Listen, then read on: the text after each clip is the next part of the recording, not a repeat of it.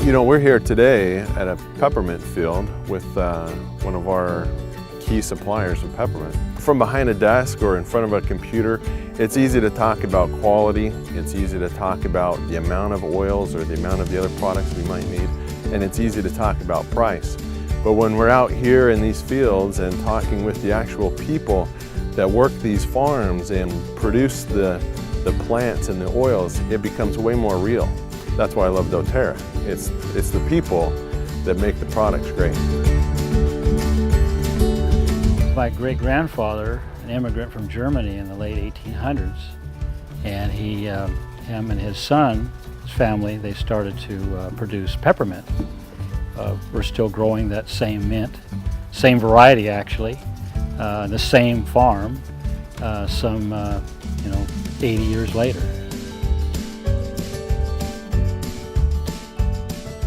When the plant is deemed ready to be harvested, we'll go out there with a windrower, traditional windrower, the same thing they'd use to harvest, let's say, grass hay for baling.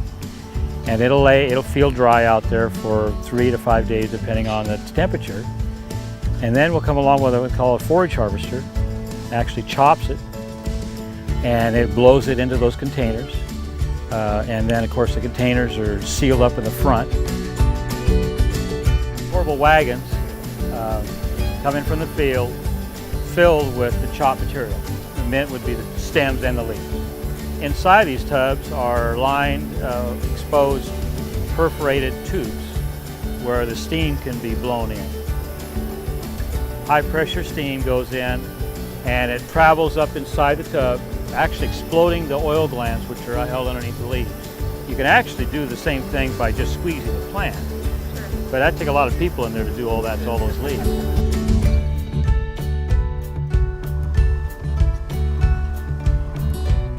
There's some spent hay out there. They'll dump it out, stockpile it.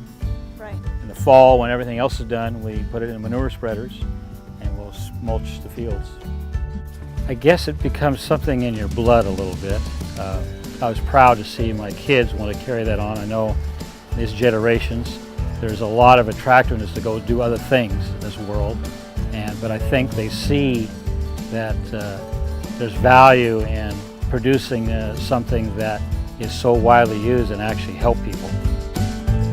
I've worked jobs where you really don't see the fruits of your labor, and this is a job where that's dramatically different.